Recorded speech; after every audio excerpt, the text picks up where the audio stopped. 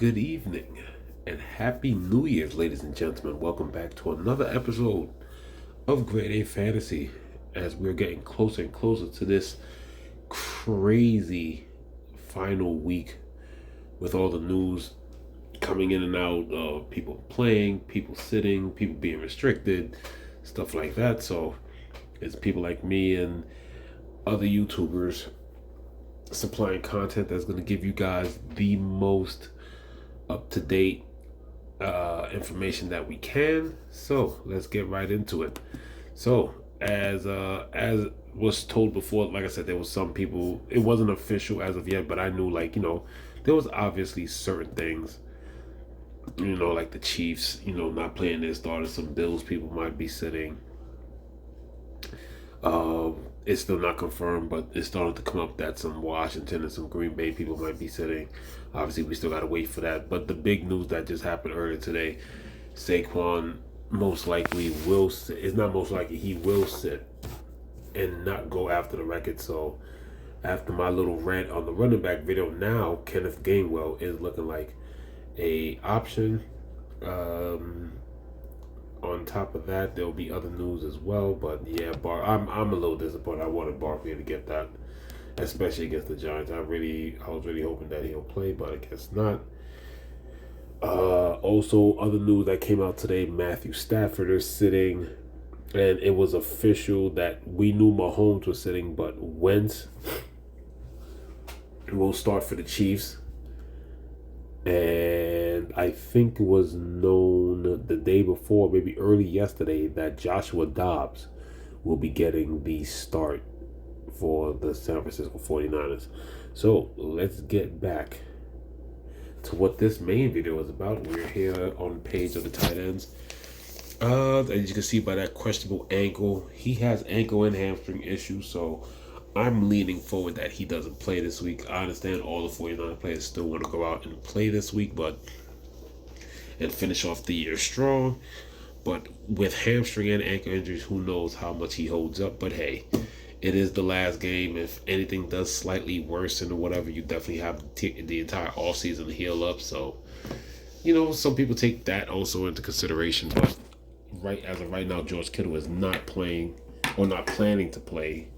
Hasn't practiced yet, so next 2 days we'll definitely decipher that. But when it comes to the top plays, we're gonna get right to the point. This is gonna be a short, sweet video besides that introduction, but a couple of pairs. Trey McBride, Brock Bowers, consistency, just absolute pure consistency all season. One at 74, one at 73. Brock Bowers does have the tougher matchup, but I love both for an option this week, and with the value that's gonna open up. With people sitting and resting, whatever, it's going to be easy to get to these guys without a doubt. Bowers hasn't seen this team since week 1, debuting with 8 targets, 6 receptions, 58 yards, basically 9 fantasy points. So, and Brock Bowers has gotten better since then. Just such an amazing route runner. Trey McBride in a rematch and against a division rival against San Francisco. I know that match earlier in the year. He also had a solid game around that time. Definitely probably a cheaper price. 9 for 6, 53, 8.3. Obviously, the reason why you give props to McBride is because he finally got a touchdown reception after damn near the whole season, but he's still ranked one of the top tight ends in the business, so definitely he's always an option. And then we're going to just slide down a bit and go to another pair. In the biggest game of the day, Laporta, 6,000 even. TJ Hockenson, 5,900.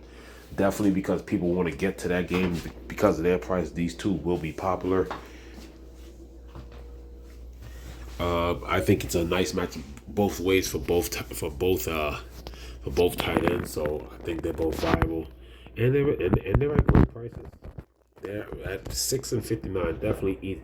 That's easy to get to with a ton of pay-ups and no value. So this week they should definitely be popular this week. The news is coming out more and more. Like I said, with Josh Allen said he's not barely going to play. I'm telling you, a lot of these guys are not going to play. So even though we got Dalton Kincaid right here, one of my favorite pay downs is going to be Dawson Knox. And I think with somebody capable, with the arm as capable as Mitchell Trubisky, who likes to fling it, he's going to get it to his tight end. So I definitely like Knox. He's definitely one of my favorite pay downs. He's basically like my 1A to a couple other guys that I'll talk to by the end of the video. But I love Dawson Knox this week. Brendan Strange against Indianapolis, also a good pay down option, but definitely not next to my option, my pay downs to what I like with Dawson Knox. I'll get to that in a bit. Let's get back up to the mid level, and we'll talk more here. I love Noah Gray this week. 5,500.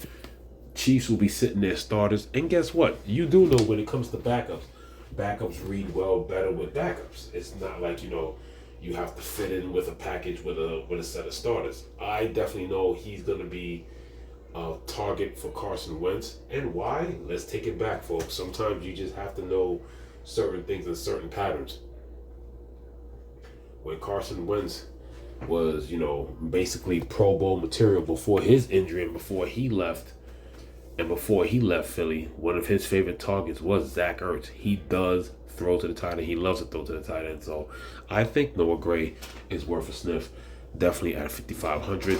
Chig Okonkwo is almost at 30 targets in 3 weeks. So Chig is always an option. 5,400. Nice matchup against Houston.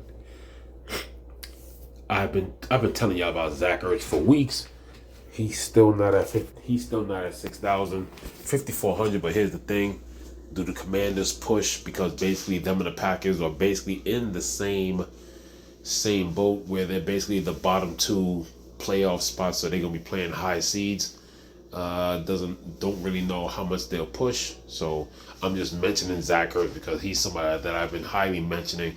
He was definitely one of my featured tight ends about 7-8 weeks ago, and ever since he's just been a solid option. So definitely Zach Ertz. I mean, it's an important game, but can you really count on Kyle Pitts? I'm just mentioning him, but he wasn't in my notes.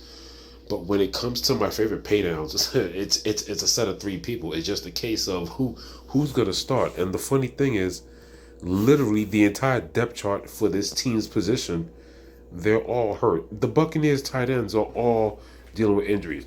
First off, if you used to ask me right now, I don't think I know it's a big game, but K-Don is most likely not going to play. He was out last week. He's still not practicing. Payne Durham, he got a touchdown last week. I had him in a few lineups, definitely for his price. I think they raised him up, 500? Because if I'm not mistaken, he was around 44, 43, maybe 45.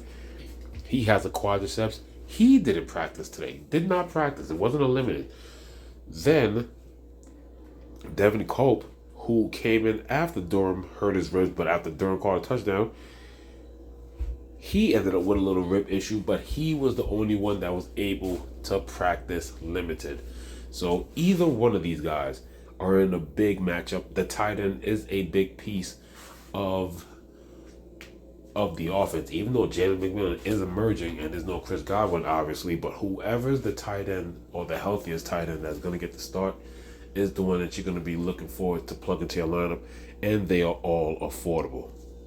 Their best guy is 5,200, and then both of the backups to K-Dot are under 5K, so you can't go wrong there. All I know is that, yes, if he clears, I will definitely have me some more Payne Durham next week against New Orleans. Last week definitely paid off his price. After 7 targets, 5 for 29. Got less targets, 2 for 36, but did get the touchdown. So I'll definitely be looking his way. But yeah, it's literally a set of pairs for me when it comes to the tight end position. McBride, Bowers at the top, and then you have Laporta and Hockenson. After that, everybody else is pretty much value. But when it comes to the 55 and unders and all that, I definitely, without a doubt, I love Noah Gray because he's going to get targeted because Wentz does like to target the tight end. And like I said, set levels of players practice with each other. Starters with starters, bench with bench. So it's just one of those little things that you got to feel comfortable with clicking on a name and knowing. So Gray, Chig, Ertz, depending on the play time. And then, like I said, Knox with Mitch Trubisky. Knox is a former starter. Kincaid came in and basically went from a share to Kincaid being the main starter, even though they do run 2 tight end sets. But with this kind of week, he's going to get majority of the snaps. I love Dawson Knox this week also at 5K.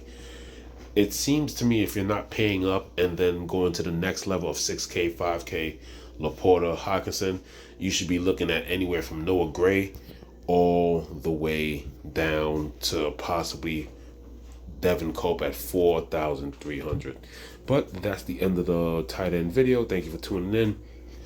Defensive video will be out tomorrow. A lot of variables with the wide receivers, so the wide receiver video will be done by Friday. Waiting on more news so I can get it all accurate, because as you can see, all week I've been starting each episode with, hey, remember what I said yesterday? This was confirmed. Hey, remember what I said this show?